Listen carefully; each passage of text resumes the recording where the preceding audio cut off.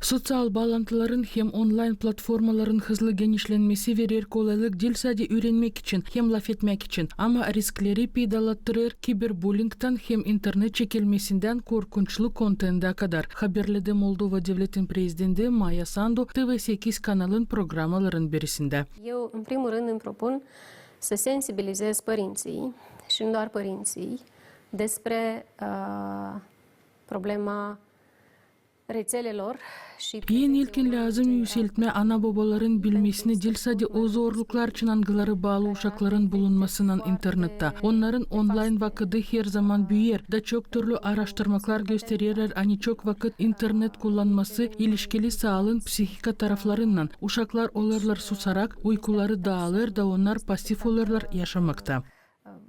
Prezența lor în general în viața reală, nu în cea virtuală și s-ar putea ca mulți părinți să înțeleagă aceste lucruri, dar să se simtă depășiți de problemă, pentru că este o problemă mare. Devletin başı haberledi hani taçoy araştırmalardan gösterirler ne kadar sosyal bağlantıları uşakların sağlığında negatif belli olurlar. Avem statistici care arată Bizde var statistika angısı gösterir kahırlı tendensiye büyür kendi kendini öldürmeklerin sayısı hem uşakların aralarında psihika dertleri. Biz göreriz hani kızlar daha sık karşı gelirler bu problemalarla ne kadar çocuklar. Mana çok var ama sıfra soruşları gün günden daha pek belli olurlar. Bizim davamız yardımlama ana babalara. Çünkü taçoy onlardan duyarlar baskıyı bu durumdan. Onuştan pek önemli açıkçasına laf etme bunun için kaldırarak problemi hem anlatma insanlara bunun için. Yaşayanlar paylaştılar nice onlar not alırlar uşakların korumasını internette hem de lazım korumak olayları olsunlar.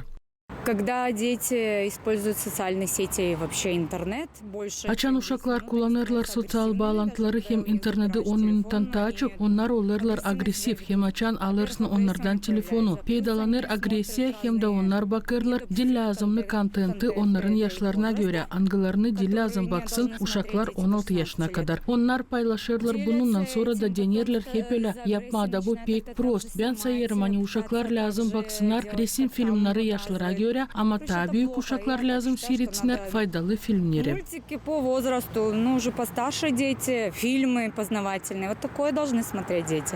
Niye siz yapacaksınız? Bir şey, uşaklar hep o kadar VPN yardımından kullanacaklar onu. Bu 100%. İyi nice siz istersiniz. Hepsinden telefonları alma mı? Вообще телефоном нежелательно долго смотреть.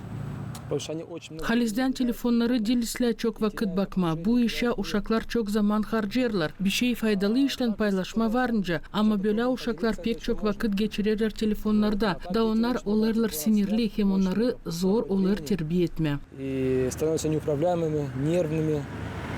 Очень сложно потом с ними их воспитывать. Давать надо телефоны, но ограничено. Ну как-то не давать. Telefonlar lazım ama onları lazım vakıda göre kullanma. Nice onu vermeme. Saklı yemiş her zaman dağıtlı. Bunun için yasak etme yokunca. Ben böyle sayarım. Onlar telefon açsınlar da analarla babalarla laf etsinler. Nerede onlar bulunurlar. Başka hepsi işleri Facebook'tan kapatma.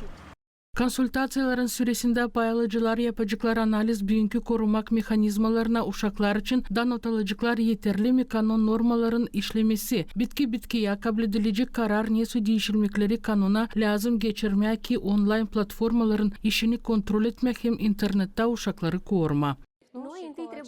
Biz anlarız hani hepten uşakları yok nasıl kurtarma bütünden online dünyasından. Onuştan bizim davamız bulma real korumak mekanizmaları internette. Yerlin biz bularsadı kararları olarak o kurallar, o sayıda korumak instrumentler, devlet hazır onlara açıklama hem geliştirmeye beraber internet platformalarından. Moldova dil büyük devlet de bize zor karışma büyük kompanyaların çalışmasına. Ama bununla beraber kasetsiz olma, açan platformalar kalırlar bir tarafta risklerin yok etmesinde. Onlarsız biz uşaklarımızı dijital sferasında koruyamayacağız. Beklenilir hani hepsi danışmaklar temel gibi olacaklar milli politikadaki dijital sferasında evlat boylarını koruma. Kuvvetler urgularlar hani inisiyativanın baş davası uşakları teknolojiyalardan kopartmama ama kurma koşulları ki internet olsun korkusuz hem faydalı instrumentle öğretmekte, öğrenmekte hem ilerlemekte.